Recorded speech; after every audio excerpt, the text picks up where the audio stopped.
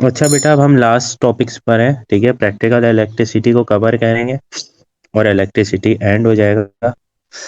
Practical electricity को में हम जो स्टार्टिंग चीज़ें पढ़ेंगे, एनर्जी पढ़ेंगे, ठीक है, फिर पावर पढ़ेंगे। We have three formulas of power in electricity, ठीक है। उसके बाद हम वायर्स वगैरह के पढ़ेंगे कि हमारे पास कितने वायर्स होते हैं, ठीक है।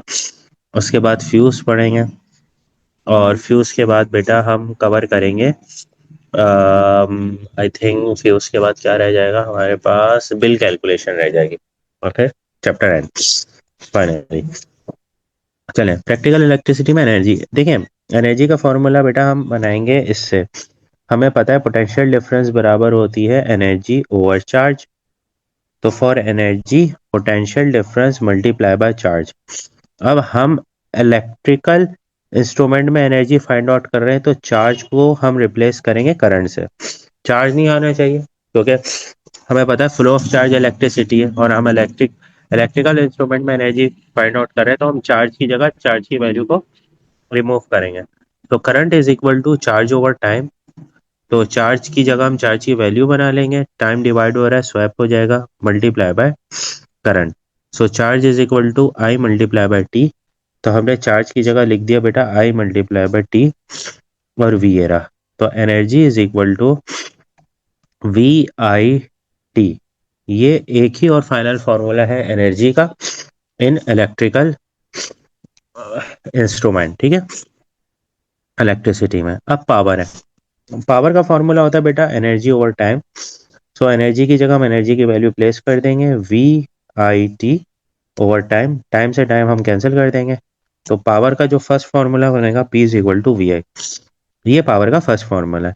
अब इसमें देखिएगा रेजिस्टेंस नहीं है, ठीक है। मैं आपको समझाऊंगा भी आपने किसको कैसे प्लेस भी करना है, ठीक है। Power is equal to V है। अब इस पावर के फॉर्मूले को यूज करते हैं हमें दो पावर के और फॉर्मूले बनाने हैं, ठीक है। तो एक दफा हम वी प्लेस करेंगे इसमें, और एक ही उसके बाद हम इसमें आई प्लेस करेंगे। तो according to Ohm law we know that V is equal to I R, ठीक है। वी किसके बराबर होता है बेटे, आई आर के बराबर होता है। तो इस वी की वैल्यू हमने उठाकर यहाँ पर प्लेस कर दी। ये रहा बेटा वी की जगह आई आर, ठीक है। और आई इस पावर का, सो आई इंटू आई मल्टीप्लाई होके हो जाएगा बेटा आई स्क्वायर आर। तो पावर का सेकंड फॉर्मूला है बेटा we have P is equal to I square R, ठीक है। अब इस फॉर्मूले में देखें वी नहीं है, ठीक है। इस फॉर्मूले में अगर मैं लिख भी देता हूँ यहाँ पर, इस फॉर्मूले में आर नहीं है और इस फॉर्मूले में वी नहीं है। अब इसी फॉर्मूले में हम आई प्लेस करेंगे। अकॉर्डिंग टू ओम्स लॉ हमें पता है v is equal to I R होता है। अगर मैं यहाँ से आई की वैल्यू बनाना चाहूँ तो v upon R is equal to I हो जाएगा, ठीक है। तो फिर मैंने यहाँ पर इस आई की जगह v अपॉन आर प्लेस कर दिया यहाँ पर, ठीक है। तो v इंटू वी मल्टीप्लाई हो गया मेरे बेटे V square divide by R. तो पावर के तीन फॉर्मूले हैं, V I, I square R और वी स्क्वायर ओवर आर। इस फॉर्मूले में हम देखेंगे तो बेटा हमारे पास करंट नहीं है। तो अब हमें जो फॉर्मूला लगाना पड़ेगा आंसर में, जब क्वेश्चंस आएंगे तो हमें पहले ये देखना पड़ेगा कि क्वेश्चन की रिक्वायरमेंट क्या है। अगर आर गिवन नहीं है तो हम इधर जाएंगे, अगर वी नहीं है तो बेटा हम इधर जाएंगे, आई नहीं है तो बेटा हम इधर जाएंगे। सम टाइम होता है दो चीजें गिवन होती है, फिर हमारे पास चॉइस होती है कि हम फॉर्मूला कौन सा अप्लाई करें, ठीक है। इतना क्लियर हुआ? जी। सही है। अब बेटा हम वायर की कनेक्शन देखेंगे कि किसी भी इंस्ट्रूमेंट में हमारे पास वायर कितने होते हैं और उन्हें प्लेस किस तरीके से करा जाता है, ठीक है। अभी हमने कंसीडर कर लिया एक हमारे पास मशीन है, हम इसे वॉशिंग मशीन भी बोल सकते हैं, ठीक है। वॉशिंग मशीन कंसीडर कर लेते हैं, ठीक है। सही है। अब इस मशीन में हम कंसीडर करेंगे हमारे पास थ्री वायर्स है। एक लाइव वायर है, ठीक है, एक न्यूट्रल वायर है, और एक अर्थ वायर है। अर्थ वायर के बारे में हम पढ़ चुके हैं इलेक्ट्रिक चार्ज में, तो रिकॉल करते हैं सबसे पहले। अर्थ वायर क्या करता है बेटा, अगर कोई भी इलेक्ट्रॉन वगैरह मूव कर रहे होते हैं, तो चार्जेस मूव करते हैं, तो उसको क्या करता है, या चार्जेस होते हैं तो उन्हें क्या करता है बेटा, चार्ज को अर्थ में क्या करता है बेटा, भेज देता है, या अर्थ से चार्ज को भेजता है और ऑब्जेक्ट को न्यूट्रल करता है। क्या करने के लिए काम आता है, न्यूट्रल। यानी अगर यहाँ पर चार्जेस आ जाएं तो उन चार्जेस को क्या करेगा, न्यूट्रल करने के काम आएगा। ठीक है, अभी हम आते हैं लाइव वायर पे, फिर मैं दोबारा अर्थ वायर पर भी आऊंगा, लेकिन इसका मैंने बेसिक सा ओवरव्यू दिया। अब लाइव वायर पे आते हैं। लाइव वायर क्या होता है बेटा? लाइव वायर वो वायर होता है जिस वायर के थ्रू हम इंस्ट्रूमेंट को इलेक्ट्रिकल इंस्ट्रूमेंट को ऑन करते हैं ना बेटा, वो कहलाता है लाइव वायर। कौन सा? दोबारा रिपीट करता हूँ, वो वायर जो कि वो वायर जिसके थ्रू इलेक्ट्रिकल इंस्ट्रूमेंट ऑन हो, जिसके पीछे कोई ना कोई सप्लाई लगी हुई हो, कोई ना कोई डिवाइस लगी हुई हो जो कि इसे क्या कर रही हो बेटा, वेव दे रही हो करंट की, उस वायर को हम बोलते हैं लाइव वायर। ठीक है। अच्छा, अ wire that carries high EMF, यानी एसी करंट बेटा जनरेट इसके पीछे लगा होता है, मतलब यहाँ से एसी करंट आएगा यहाँ से यूं, और करंट इन होगा। अब करंट इन होगा तो इसके थ्रू जो है इंस्ट्रूमेंट ऑन होगा, याद रखिएगा, उसके थ्रू इंस्ट्रूमेंट ऑन होगा। ठीक है, क्लियर हो गई बात? लाइव वायर के थ्रू करंट जी की सप्लाई जाती है। गुड। लाइव वायर के थ्रू करंट की सप्लाई जाती है और इसके थ्रू इंस्ट्रूमेंट ऑन होता है। अब फॉर एग्जांपल करंट आया यूं करके, ठीक है, तो यहाँ से करंट यूं आ रहा है, ठीक है, डायरेक्शन बनाते ही यूं आया, सर्किट ऑन हुआ हुआ है, इंस्ट्रूमेंट चल रहा है, ठीक है, करंट आया आया आया। अब करंट वापसी भी तो जाएगा ना बेटा, तो करंट जिस वायर से वापसी जाता है उसे हम बोलते हैं न्यूट्रल वायर। उसे हम क्या बोलते हैं? Neutral wire. न्यूट्रल वायर का काम क्या होता है? न्यूट्रल वायर सिर्फ पाथ प्रोवाइड करता है एक सर्किट को कंप्लीट करने का, यानी जो करंट आया है उस करंट को सिर्फ वापसी लेके जाएगा।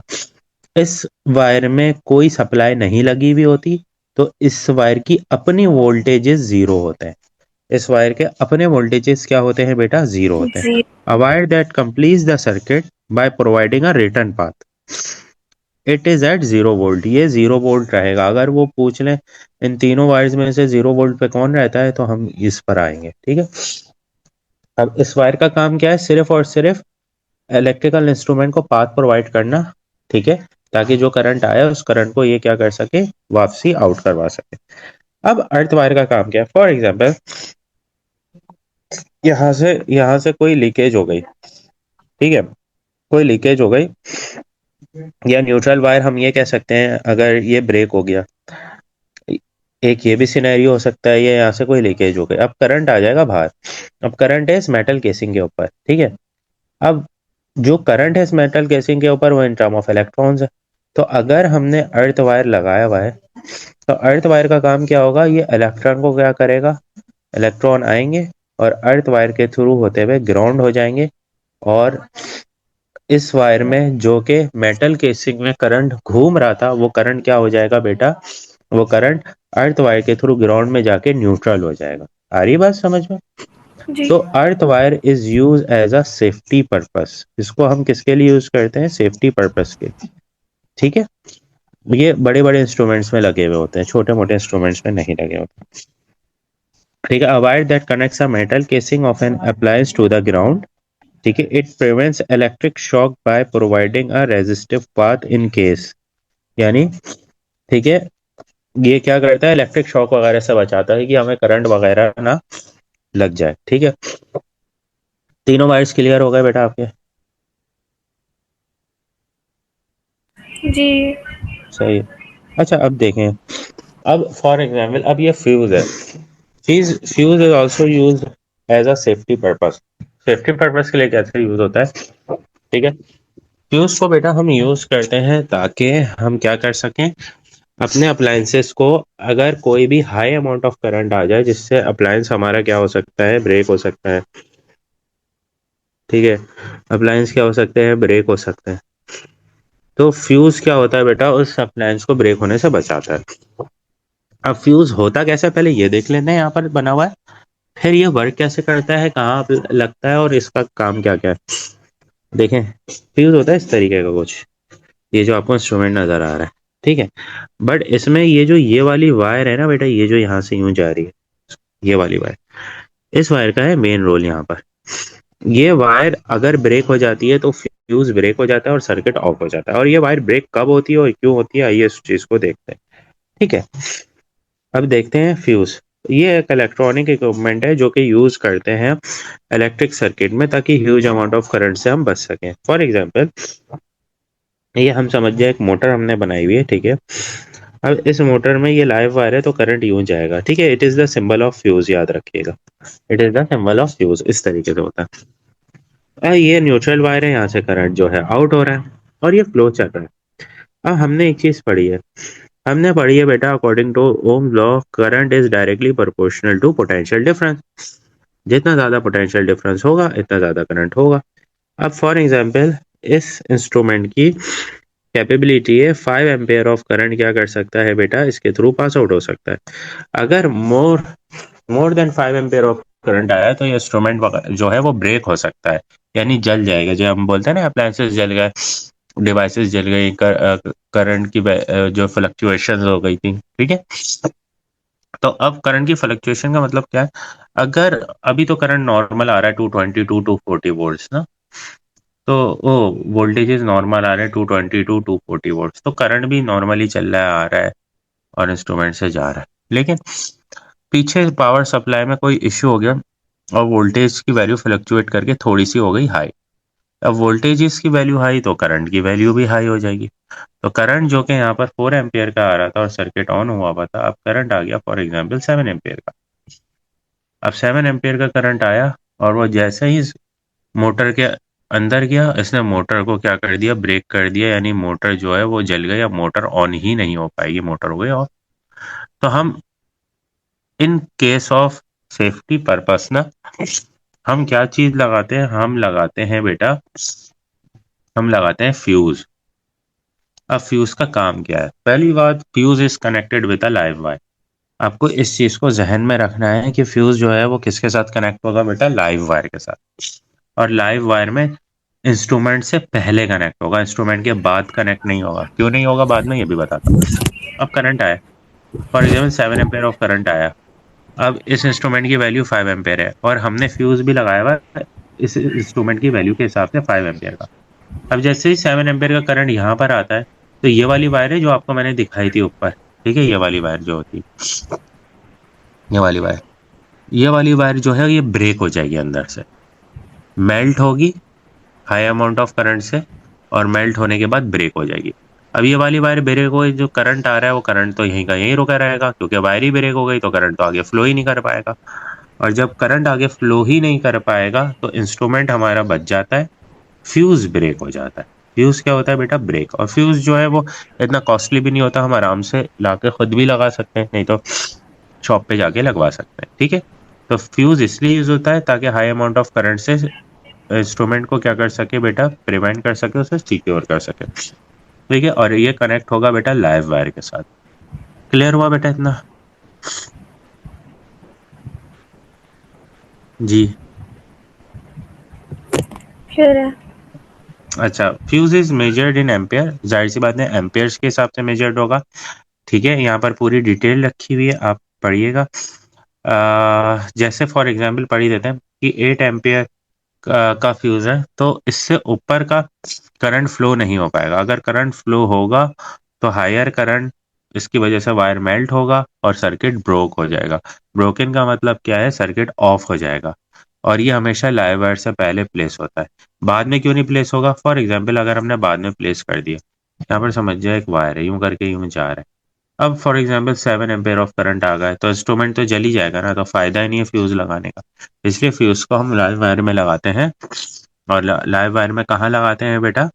लाइव वायर में मशीन से पहले लगाते हैं, ठीक है। बिल कैलकुलेशन से पढ़ लेते हैं हम पहले इलेक्ट्रिकल हैजर्ड्स, ठीक है। अब ये हैजर्ड्स ऑफ इलेक्ट्रिसिटी है। अब ना ये इस तरीके से, इसके लिए पहले आप ना ये इंसुलेशन देखिएगा। इंसुलेशन कुछ इस तरीके की ये होती है, आपने देखी होगी।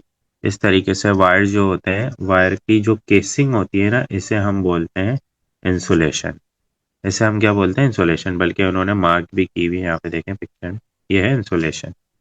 और इस इंसुलेशन को हम बोलेंगे डबल इंसुलेशन। यानी ये वायर है और वायर का एक कवर लगा हुआ है, और फॉर सेफ्टी पर्पस उन्होंने मोर देन वन कवर लगाया। ऐसे आपने वायर देखे होंगे, अगर हम वायर को कट करते हैं, बहुत से वायर के अंदर से एक और कवर आता है, उसके अंदर वायर लगे हुए होते हैं, ठीक है, अब ये किस लिए लगे हुए होते हैं पता चलेगा अभी।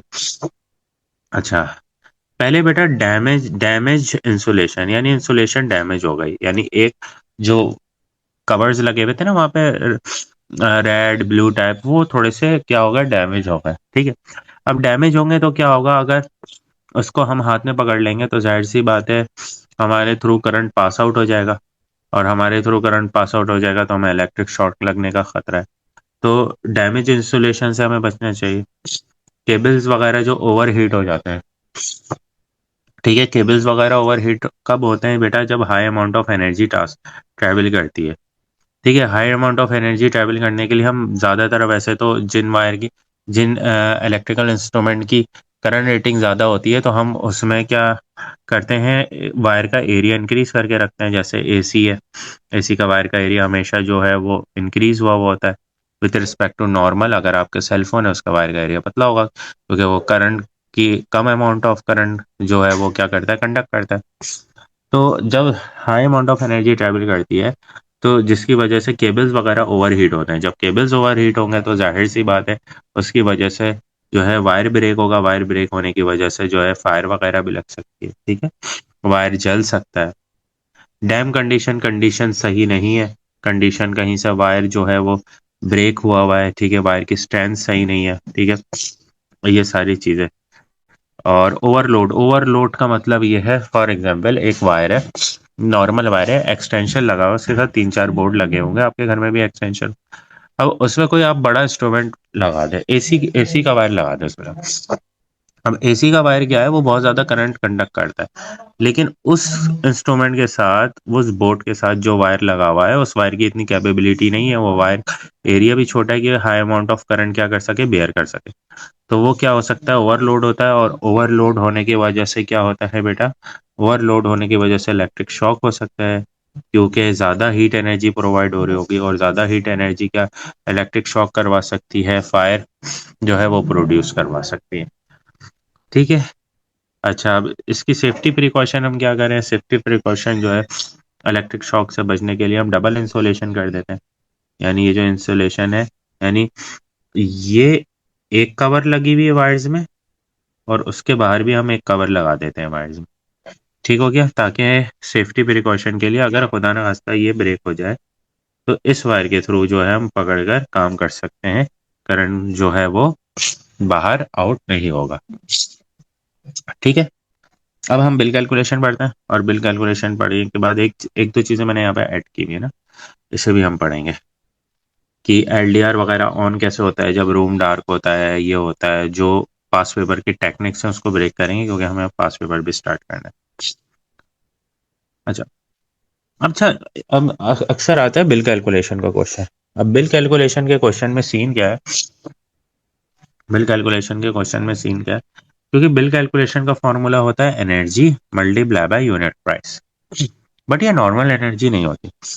अब नॉर्मल का मतलब क्या है बेटा, नॉर्मल का मतलब ये है, नॉर्मल एनर्जी की यूनिट क्या होती है, जूल्स। इस एनर्जी की यूनिट होती है, ठीक है, इस एनर्जी में जो पावर होगा वो किलोवाट में होगा, वॉट में नहीं होगा। अगर वॉट में होगा तो हमें उसे कन्वर्ट करना होगा किलोवाट में, और जो टाइम होगा, टाइम सेकंड्स में नहीं होगा, टाइम को हमें कन्वर्ट करना पड़ेगा आवर्स में। किस में कन्वर्ट करना पड़ेगा बेटा, आवर्स में। ठीक है, और हमें पता है बेटा power is equal to energy over time. तो एनर्जी अगर मुझे फाइंड आउट करनी हो, टाइम डिवाइड हो रहा है टाइम पावर से, मेरे बेटे क्या हो जाएगा, मल्टीप्लाई। तो power multiply by time is equal to energy. अब ये एनर्जी जो है वो बिल कैलकुलेशन में यूज होगी, याद रखिएगा, क्योंकि बिल कैलकुलेशन में एनर्जी को हम यूनिट प्राइस से मल्टीप्लाई करते हैं। यूनिट प्राइस हमें क्वेश्चन में गिवन होते हैं। फॉर एग्जाम्पल, अब अगर ये क्वेश्चन है, उन्होंने इसमें बोला कि पहले एनर्जी फाइंड आउट करें, और उसके बाद उन्होंने इसमें बोला कि बिल फाइंड आउट करें, और क्वेश्चन में करंट गिवन है। ठीक है, एक करंट है बेटा जो एक मोटर से पास आउट हो रहा है, 2 एम्पियर ऑफ करंट, और टाइम उन्होंने दिया 36,000 सेकेंड्स दिए, और रेजिस्टेंस दी है हमें बेटा 250 ओम्स। ठीक है, यूनिट प्राइस जो है वो $3 गिवन है। अब पावर के लिए हमने अब तीन फॉर्मूले पढ़े थे। ठीक है, अब यहाँ पर रेजिस्टेंस है, और रेजिस्टेंस के साथ साथ करंट है। तो हम पावर का वो फॉर्मूला जिसमें वी गिवन नहीं होता, वो होता है बेटा power is equal to current square multiply by resistance. तो हमने ये लगाया क्योंकि वी नहीं है, करंट की जगह करंट की वैल्यू लगा दी, रेजिस्टेंस की जगह रेजिस्टेंस, तो पावर आ गया 1000 वॉट। लेकिन हमें पावर वॉट में नहीं लेना, ठीक है। एनर्जी फाइंड आउट करने के लिए पावर होनी चाहिए। तो पावर को हम कन्वर्ट करेंगे वॉट से किलोवाट में, तो वॉट से किलोवाट में जाने के लिए 1000 से हम कर देंगे डिवाइड। तो वॉट पावर आ से गया बेटा किलोवाट हमारे में क्यों पास, जाना है? क्योंकि रिक्वायरमेंट है इस क्वेश्चन की। वैसे हम किलोवाट से हाँ, वॉट में यस। आते हैं जी, क्योंकि इसकी यूनिट जो है ना बेटा, इसकी यूनिट में एनर्जी जो, बल्कि यहाँ पे लिख देता हूँ, एनर्जी की जो यूनिट है ना ये होगी बेटा किलोवाट आवर्स। जब किलोवाट आवर्स में हमें एनर्जी चाहिए तो हम क्या करेंगे बेटा, हम पावर को पहले कन्वर्ट करेंगे किलोवाट में और टाइम को फिर आवर्स में कन्वर्ट करेंगे, ठीक है। तो हमने यहाँ पे आपने देखा पावर को कन्वर्ट कर दिया किलोवाट में। अब हम एनर्जी में जाएंगे, उसके लिए हमें टाइम कन्वर्ट करना है। तो पहले हम टाइम को कन्वर्ट करेंगे बेटा 36,000।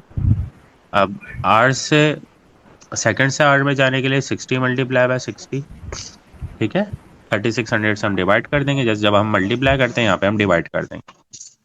तो टाइम आ गया बेटा हमारे पास 10 आवर्स। अब एनर्जी का फॉर्मूला होता है पावर इंटू टाइम। पावर आई थी 1 किलोवाट की, टाइम आ गया 10 आवर, तो एनर्जी आ गई बेटा हमारे पास 10, ठीक है, 10 किलोवाट आवर्स, ठीक है। अब इस 10 किलोवाट आवर को हम रखेंगे यहाँ पर, और यूनिट प्राइस इन्होंने ऑलरेडी गिवन की हुई है $3। तो बिल आया हमारे पास $30 का, ठीक है। जी। बिल कैलकुलेशन इस तरीके से होती है। तो हमने एनर्जी भी फाइंड आउट कर ली इस क्वेश्चन में, बिल कैलकुलेशन भी हमने फाइंड आउट कर लिया। क्लियर हो गई बात बेटा? जी।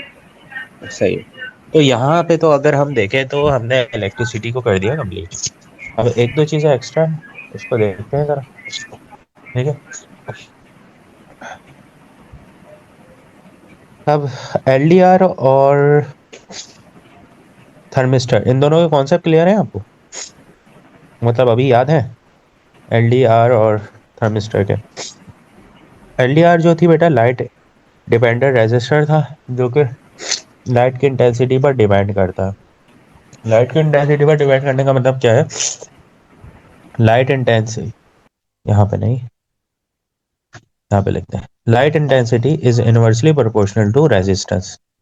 ये होता है इसमें, यानी अगर हम रेजिस्टेंस इंक्रीज करते हैं तो लाइट इंटेंसिटी डिक्रीज हो जाती है, और अगर हम रेजिस्टेंस डिक्रीज करते हैं तो लाइट इंटेंसिटी इंक्रीज हो जाती है। इसको हम वाइस वर्सा करके भी पढ़ सकते हैं। अच्छा, अगर मैं ये एक सर्किट देखूं, ईएमएफ है बेटा 24 वोल्ट्स, क्योंकि 24 वोल्ट का सेल है। अच्छा, अब यूं होगी करंट की सप्लाई, एक फिक्स रेजिस्टर है और उसके साथ लगा हुआ है बेटा एक एलडीआर, ठीक है। एलडीआर में इस तरीके का सिंबल भी होता है, लाइट की रे यूं आ रही होती है एलडीआर में, ये एलडीआर का सिंबल होता है रेजिस्टेंस लगा के, ठीक है। ये एलडीआर लगा हुआ है, ठीक है। और इसके साथ बेटा एक लगा हुआ है बल्ब, और ये बल्ब लगा हुआ है फिक्स रेजिस्टर पर, एलडीआर पर नहीं लगा हुआ। अच्छा, अब इस कनेक्शन की बात करूं तो ये एक सीरीज कनेक्शन है। सीरीज कनेक्शन की यानी सीरीज सर्किट की हम कुछ चीजें कर देते हैं जल्दी से रिवाइज। सीरीज सर्किट में क्या होता है बेटा, कि अगर मुझे ईएमएफ गिवन फाइंड आउट करना हो तो मैं क्या करूंगा, पोटेंशियल डिफरेंस सबके क्या करूंगा बेटा, 1 बाय 1 करके ऐड करूंगा। फॉर एग्जाम्पल अगर ईएमएफ 24 वोल्ट है तो ये दोनों मिलाकर 24 बनाएंगे। अभी हम कंसीडर कर लेते हैं ये दोनों इक्वल है, 12 + 12।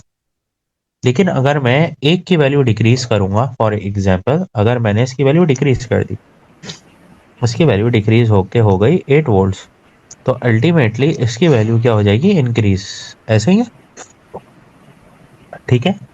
यानी एक डिक्रीज होगा तो एक इंक्रीज होगा, लेकिन वैल्यू ये वाली उन दोनों को मिलकर 24 ही बनानी है, इन दोनों को मिलके, सही है। ये चीज होगी, ये हमने कर लिया थोड़ा सा रिवाइज। अब देखें, रूम डार्कर है, डार्कर का मतलब क्या है, लाइट इंटेंसिटी हो गई डिक्रीज। जब लाइट इंटेंसिटी डिक्रीज होगी तो रेजिस्टेंस क्या होगी मेरे बेटे, इंक्रीज, ठीक है। अब रेजिस्टेंस किसकी इंक्रीज होगी? एलडीआर की। अब जब एलडीआर का रेजिस्टेंस इंक्रीज होगा तो हमने पढ़ा था resistance is directly proportional two volts, ये भी पढ़ा हुआ था, यहाँ पर लिख देते हैं। ठीक है, resistance is directly proportional to potential difference. अब रेजिस्टेंस इंक्रीज हुआ तो पोटेंशियल डिफरेंस भी इंक्रीज हो गया। अब अगर पोटेंशियल डिफरेंस इसका इंक्रीज हो गया, फॉर एग्जाम्पल 12 था, अब वो हो गया 16, तो जब इसका पोटेंशियल डिफरेंस डिक्रीज हो इंक्रीज हुआ तो अल्टीमेटली फिक्स रेजिस्टर का पोटेंशियल डिफरेंस क्या होगा? डिक्रीज होगा। ऐसा ही है, जहां तक बताइए मुझे। अब इसका पोटेंशियल डिफरेंस इंक्रीज हुआ, दोबारा रिपीट कर रहा हूँ, तो फिक्स रेजिस्टर का पोटेंशियल डिफरेंस क्या होगा? डिक्रीज। और जब इसका पोटेंशियल डिफरेंस यानी वोल्ट्स डिक्रीज होंगे तो इस बल्ब के अक्रॉस भी वोल्ट क्या आएंगे? कम। अब जब इस बल्ब के अक्रॉस वोल्ट कम आएंगे तो ये बल्ब डिम हो जाएगा। क्या हो जाएगा बेटा? डिम। क्लियर हो गई बात? जी क्लियर है। क्लियर है। और जी। ये वाला देखें हम, तो ये इसका बिल्कुल उलट है। आप पढ़ लें। यहाँ पर हमने क्या करा? लाइट इंटेंसिटी को क्या कर लिया था बेटा? Decrease, increase. ठीक है, लाइट इंटेंसिटी को इंक्रीज कर लिया था। तो ये वाला पूरा प्रोसेस इससे उलट हो जाएगा। ठीक है, इसको पढ़ लीजिए, मैं आगे कर रहा हूँ। 30 सेकेंड्स में मैं पेज आगे कर।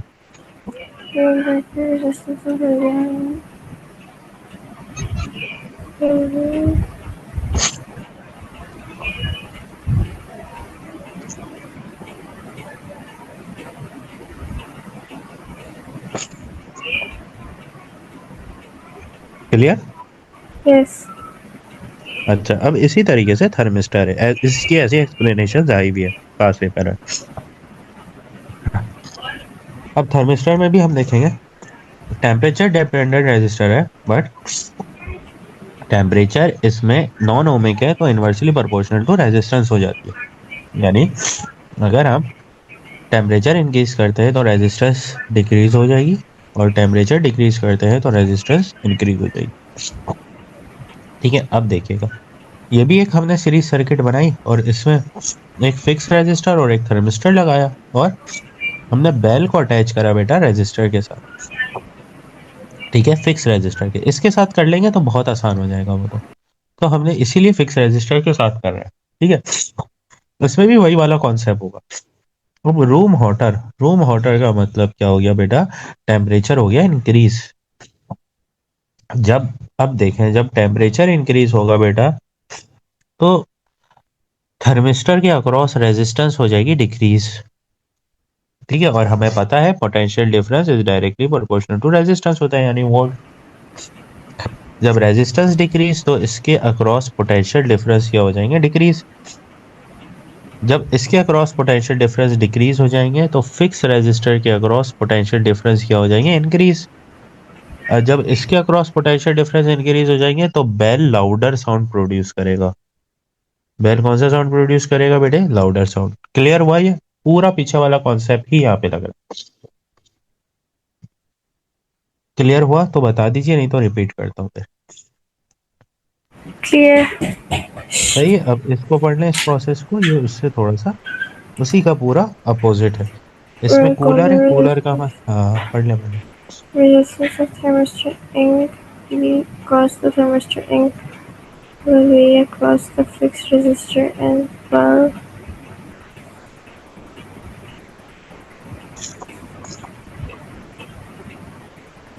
Done. डन। जी। ठीक है। अच्छा बेटे, कुछ क्वेश्चन है, इसको स्टार्ट करते हैं। 2024 के। The EMF of a battery is 7.5 volt. Determine the term electromotive force. तो पहले इन्होंने डेफिनेशन पूछ ली, डेफिनेशन दे दें। डेफिनेशन क्या होती है बेटा ईएमएफ की? याद है आपको? वर्ड टू वर्ड नहीं याद, लेकिन जी जी, EMF जितनी भी is याद है। electromotive जित force. हाँ जी।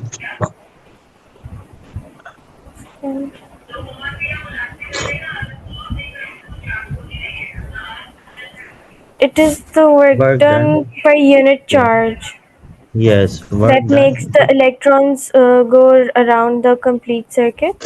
यस, जबरदस्त। ये 2 मार्क की है पूरी, ठीक है, वर्क डन। तो पूरी पर लिखनी है फॉर्मूला के साथ। नहीं नहीं, फॉर्मूला के साथ नहीं, मैं बता रहा हूँ, पूरी लिखनी है, उसमें मार्किंग बता रहा हूँ कि 1 मार्क किसका और 1 मार्क किसका है। Work done per unit charge, इसका 1 मार्क है, ठीक है। अब उसके आगे जो हम लिखते हैं ना, to move electron, to move electrons around the complete circuit, complete circuit.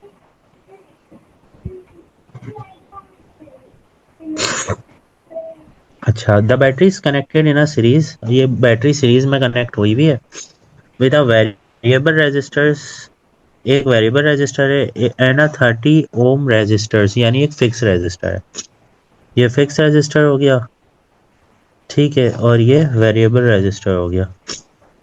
अच्छा, उसके बाद क्या बोला इन्होंने, उसके बाद उन्होंने बोला the battery is made using 1.5 cell, यानी ईच सेल जो है वो 1.5 का है। Draw circuit diagram to show all 1.5 cell connected to produce an EMF of 7.5 volt, the variable resistor and 30 ohm resistor। एक सर्किट बनाना है सीरीज में, कॉम्बिनेशन में, जिसमें सारे सेल्स मिलकर 7.5 वोल्ट का ईएमएफ बना रहे हो, उसमें एक वेरिएबल रेजिस्टर रखा और एक सीरीज रेजिस्टर, एक फिक्स रेजिस्टर लगा। बहुत आसान है, कैसे बनेगा बताइए। Batteries between resistor। पहले एक क्या? सर्किट बनाएंगे। हाँ,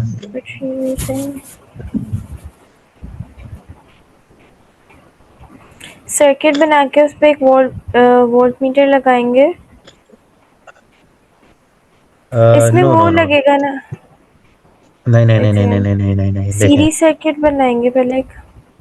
हाँ देखिए, बनाएंगे तो सीरीज सर्किट, हाँ चले हाफ में बना देता हूँ, सीरीज सर्किट बनाएंगे वो तो अंडरस्टूड है, और हाँ, उसमें हम यूं करके ना, ये वायर्स की कनेक्शन लगाई रेजिस्टर हमने, तो ठीक है। लगाएंगे। हाँ, यहाँ पर हमने लगा दिया वेरिएबल रेजिस्टर, ठीक है। हाँ, एक मिनट, ये हमने लगाया बेटा वेरिएबल रेजिस्टर, ठीक है।